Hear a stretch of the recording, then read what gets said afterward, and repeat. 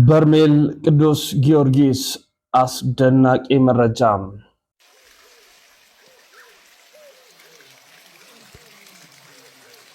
የብፁዕ አቡነ እስጢፋኖስ አስደናቂ መልእክት።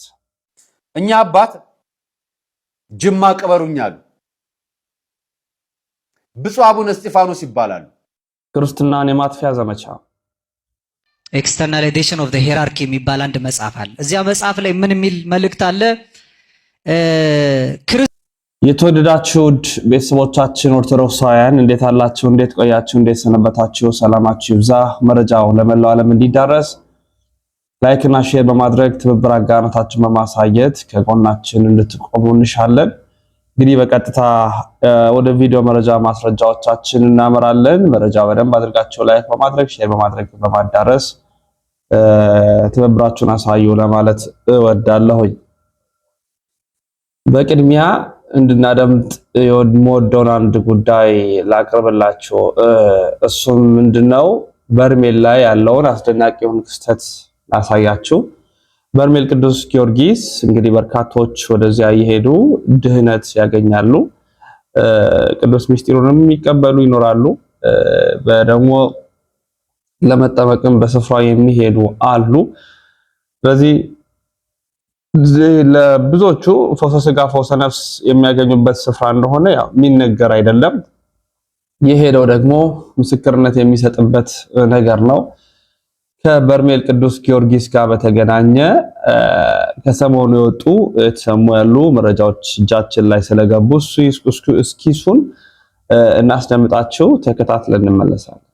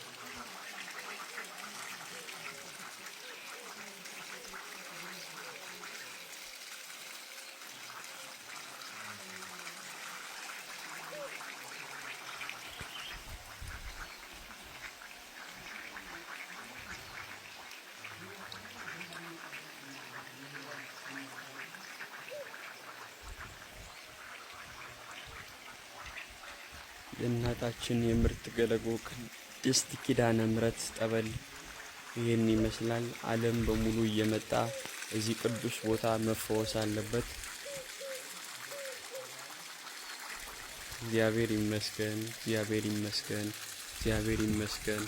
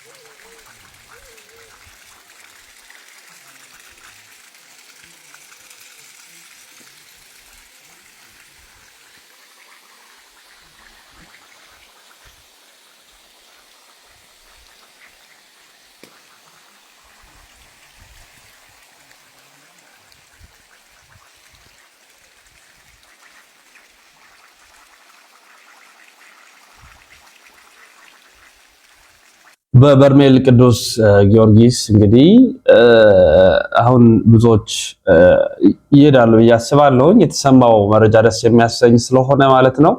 በደንብ መረጃ ያላችሁም በተለያየ አማራጭ ማቅረብ የምትችሉ ይሆናል። ወደ ብፁዕ አባታችን ብፁዕ አቡነ እስጢፋኖስ ላምራ። ለረጅም ጊዜያት በጵጵስና የመሩ አባት ናቸው። ደገኛ አባት ናቸው። ቅን አባት ናቸው። ትሁት አባት ናቸው። ብፁዕ አባታችን ብፁዕ አቡነ እስጢፋኖስ ታዲያ እኚህ ታላቁ አባት ብፁዕነታቸው አንድ አስደናቂ ንግግር ተናገሩ። እኔ ሳርፍ ነፍስ ከስጋዬ ሲለይ 4 ኪሎ አዲስ አበባ እንዳትቀብሩኝ፣ በጅማ ሀገረ ስብከት በአንዲቷ ገጠር ቦታ ላይ ቀበሩኝ ብለዋል። ለምን አሉ? በምን ምክንያት? አስደናቂውን ነገር እንካተል። እኛ አባት ጅማ ቀበሩኝ አሉ። ብፁዕ አቡነ እስጢፋኖስ ይባላሉ። ብፁዕ አቡነ እስጢፋኖስ ነፍሴ ከስጋዬ ስትለይ ስጋዬ በ4 ኪሎ እንዲያርፍ አልፈልግም፣ በጅማ ሀገረ ስብከት ባለች በአንዲቷ የገጠር ቤተክርስቲያን እንጂ። ምክንያቱም የሊቀ ጳጳሱ አጽም ያረፈበት ስፍራ ተብሎ ምናልባት በኔ ምክንያት ያቺ የገጠር ቤተክርስቲያን ጧፍና ዘቢብ ታገኝ ይሆናል አሉ። ይሄ ግን እሳቸው ስለሚቀበሩበት ስፍራ ምርጫን ብቻ አይደለም የነገሩ። እሳቸው የነገሩ በገጠር አብያተ ክርስቲያናት ዘቢብና ዕጣን ጧፍና ዕጣን ያጡ ቤተክርስቲያኖች በጣም ብዙ እንዳሉ ጅማ ላይ የነገሩ። ጳጳሱ የተቀበሩበት ቦታ ብለው እንዲሄዱ እየነገሩ ነው። ለካ ጳጳሱ የተቀበሩበት ከተባለ ዘቢብና ዕጣን ይሰጣል። ጳጳሱ የተገኙበት ከተባለ ሰው አስራቱን ያወጣል፣ ንዋያተ ቅድሳት ይገዛል፣ ቤተክርስቲያን ያሰራል። አያችሁ የኛ ጭንቅላት። የጳጳሱን ሬሳ ተከትለው ሄደው ንዋያተ ቅድሳት እንዲሰጡ ብለው አባት እኔ ሳርፍ በ4 ኪሎ በሚገኘው መንበረ ጸባዖት ቅድስት ሥላሴ ሳይሆን የምትቀብሩኝ እኔን የምትቀብሩኝ በሀገረ ስብከቴ በጅማ ሀገረ ስብከት በገጠር ቤተክርስቲያን ነው የምትቀብሩኝ። ዕጣንና ጧፍ በማታገኘው በተሰደደችው መከራ በምታየው ቤተክርስቲያን ነው የምትቀብሩኝ አሉ። ሌሎች ጳጳሶቻችንስ ይሄንን ብለው ያውቃሉ? አያችሁ፣ ሁሉም የሚያስተምርበት የራሱ የሆነ ጸጋና ስጦታ አለ። ብፁዕ አባታችን በረከቱ ትድረሰን። እኛ የምናውቀው ካለ በገጠር ቤተክርስቲያን ላይ የምናውቀውና መረጃችሁን በእናንተ ደብዳቤ ተጽፎ የሚላከልን ካለ በነጋሽ ሚዲያ፣ በቃለ ቀርን ሚዲያ፣ በአርያ ሚዲያ በነፃ አስተባብረን ለገጠሯ ቤተክርስቲያን የሚቻለውን ድጋፍ እናስደርጋለን። ይሄን ቃል እንገባለን። ከአባታችን ከብፁዕ አቡነ እስጢፋኖስ ሬሳ በፊት ለገጠሩ ቤተክርስቲያን እንደርሳለን። ይሄን ቃል እንገባለን። ለከተሞች መስራት አቁመናል። እንደምታውቁት እኛ የምንሰራው ገጠር ቤተክርስቲያናት ላይ ከተሞችን ተቸግረው እምቢ ብለው ከመጡ እናስከፍላለን። የምናስከፍለው የገጠሪቱን ቤተክርስቲያን ለመስራት ለትራንስፖርት፣ ሌሎች ለበረከት አገልግሎቶች እንዲውል ብቻ ነው። እና ብፁዕ አቡነ እስጢፋኖስ ቃል እንገባለን እኛ የገጠር ቤተ ክርስቲያናት ጧፍ፣ ዕጣን፣ ዘቢብ፣ ቆርቆሮ፣ እንጨት፣ መቋሚያ የቤተ ክርስቲያን ንዋያተ ቅድሳት ያጡ ቤተ ክርስቲያናት ካሉ እኛ በአደባባይ ወጥተን እንለምናለን። ምዕመኖቻችንም ይሰጣሉ። እርሶ ከማረፎ በፊት ያቺ የገጠር ቤተ ክርስቲያን ጧፍና ዕጣን ታገኛለች፣ ንዋያተ ቅድሳት ታገኛለች። እናንተ ብቻ ለኛ ላኩልን። እኛ አባት እንዲህ ያሉት ካረፍኩ እንኳን የጳጳሱ ሬሳ አለ ብለው አስከሬን አለ ብለው መተው ስጦታ እንዲሰጡ ነው ለቤተ ክርስቲያኑ። ቅዳሴ እንዳይስተጓጎል ነው፣ ካህን እንዳይጠፋባት ነው፣ ምዕመን እንዳይራቆትባት ነው ቤተ ክርስቲያን እንዲህ ያሉት አባታችን። እኛ ደግሞ በህይወት እያሉ ሳያርፉብን በፊት እንደርሳለን እያለ አያችሁ። በጳጳስ ሬሳ እንኳን ቤተ ክርስቲያን ማስቀጠል የከፈለጉት እኛ አባት ናቸው።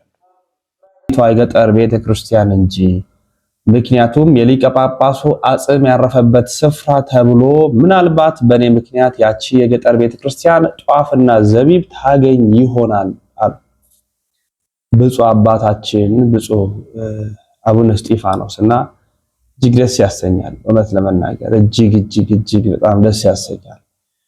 እንዲህ አይነት አባት ስላለን፣ እንዲህ አይነት አስተዋይ አባት ስላለን ደስ ብሎኛል። እግዚአብሔር በሚያውቀው አርአያ መካሻም የተናገረው መልእክትም ንግግርም ይበል የሚያሰኝ ደስ የሚያሰኝ ነው በእውነት። በቀጣይ ያለውን መረጃ እንከታተል። ክርስትናን የማጥፊያ ዘመቻ ኤክስተርናላይዜሽን ኦፍ ዘ ሄራርኪ የሚባል መልእክት አለ። ክርስትናን የማጥፊያ ዘመቻ 10 ወጥመዶች የሚል መልእክት ተቀምጧል። ክርስትናን ከህዝቡ ለማውጣት ሰው ራሱን ገዝቶ ለእግዚአብሔር ተገዝቶ ሌላውን አስገዝቶ እንዳይጸድቅ የሚያስችሉ የአዲሱ ትውልድ ፍልስፍናዎች የሚሉ 10 ነጥቦች አስቀምጠዋል። እንደው እናንተ አስቡትና የትኛው ደረጃ ላይ እንዳለን ደግሞ እንድታውቁ 10ሩን አላብራራም፣ በቁጥር ብቻ ጠቅሳችኋለሁ። አንደኛ በዓለም ያለ ስርዓተ ትምህርት ውስጥ ለብዙ ዘመን ይሰጥ የነበረው እግዚአብሔርንና የጸሎት ትምህርት ከስርዓት ውስጥ ማውጣት የመጀመሪያው ስራ ነው። ስለዚህ እግዚአብሔር በዓለማዊ ትምህርት መካከል እንዳይጠራ፣ በየትምህርት ቤቱ የእግዚአብሔር ስም እንዳይጠራ። አሁን እኛ ልጆች ሆነን አሁንም አንዳንድ ቦታ መምህር ሲመጣ ሰው ይነሳና ለምን አደራችሁ እንደምን ዋላችሁ ተማሪዎች ይባላል። ተማሪ ምን ይላል?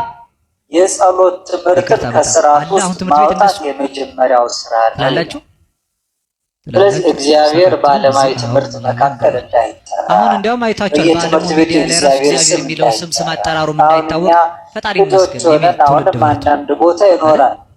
መምህር ሲመጣ ሰው ይነሳል። ለምን እግዚአብሔር ብሎ ይተቀደስ ስምህ ላይ አንድነቱና ሶስትነቱ ያለበት ምክንያቱም አምላክ ይመስገን ፈጣሪ አምላክ ይመስገን ነው የሚለው። አምላክ የሚባለው ሌሎቹ ካመለኳቸው ደግሞ ንብረቱ፣ ስልጣኑ፣ ዕውቀቱ፣ ጉልበቱ በሙሉ አምላክ የሆነበት ሰው አልቦ ገብር ዘይክለ ለከለ ያጋስ ተቀነው ለሁለት ጌታ መገዛት አትችሉም። ሌሎች ጌቶች አሉ ማለት ነው።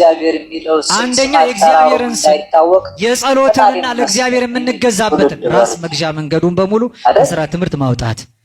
ሌላው ትውልድ በርትቷል። ለምን እግዚአብሔር በልጆች ላይ የወላጆችን ስልጣን መቀነስ በልጆች ላይ የወላጆችን ስልጣን መቀነስ፣ ቤተሰቦቻቸውን የማይሰሙ የሃይማኖት መሪዎቻቸውን የማይሰሙ አለቆቻቸውን የማያደምጡ እንደፈለጉ ገብተው የሚወጡ ስሜታቸውን ለማንጸባረቅ ግድ የሌላቸውን ትውልዶች ማፍራት። በሶስተኛ ደረጃ ክርስቲያናዊ የቤተሰብ መዋቅር ወይም ተፈጥሯዊ የቤተሰብ ትስስር ማጥፋት። ፋሚሊ ስትራክቸር ዲስትራይ ማድረግ ማለት ቤተሰባዊ ትስስር አለ። በቤተሰብ ትስስር መካከል ልጅ አባት የሚልበትን ዘመን አባቶችን ልጄ ብሎ ተስፋ ይሄ በምዕራቡ ዓለም በጣም የሰለጠነ ነው። ምክንያቱም ሲያረጁ መንግስት ነው የሚጦራቸው፣ ይጦረኛል ብሎ ልጅም አይወልዱ።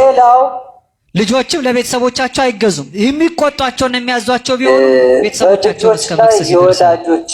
አራተኛ ልቅ ወሲብን ማስፋፋትና ውርጃን ህጋዊ ማድረግ ይላል። ይሄ እንደምታውቁት ነው። ማብራራት አይፈልግም። ስድስተኛ ግብረ ሰዶማዊነትን አማራጭ የኑሮ ዘይቤ ደግሞ ማድረግ ይላል።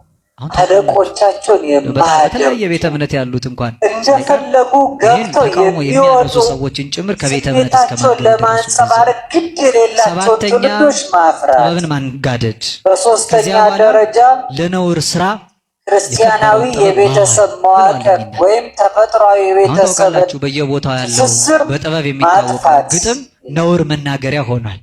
ፋሚሊ ስትራክቸር በሙሉ ቃል ባሳመሩ መጠን ቤተሰባዊነትን የሚገልጥ ክብራቸው በነውራቸው የሆኑ ሰዎች የሰለጠኑበት የረከሰን ነገር መናገር ሰውን የሚያስከብር የሆነበት ዘመን፣ ራስን መግዛት ሀፊረ ገጽ መስሎ የታየበት ዘመን፣ ስምንተኛ ሚዲያን በመጠቀም ባዕድ ሀሳብን ማስፋፋት ይታወቃላችሁ። ምዕራብ ዓለም ላይ ትላንትና የተነገረ ነገር ዛሬ በዚህ መካከል ሰርጾ አለባበሱ አካሄዱ ቤተሰቦቻቸውን እስከ መክሰስ ይደርሳል። ዘጠነኛ አራተኛ ልቆሲን ማስፋፋትና በህዝቡ ዘንድ ጥልቅ ተቀባይነት ያላቸውን አስተሳሰቦች የሚያንሳፍፍ እንቅስቃሴ መፍጠር፣ ሲማር ከነበረ መማር አይጠቅምም ማለት ግብረ ሰዶማዊነት አማራጭ መንገድ አለ ማለት አማራጭ የኑሮ ዘይቤ ደግሞ ማድረግ ነውር እንደሆነ መናገር፣ ባህል ካለው እሴት ካለው ሃይማኖቱን የሚወድ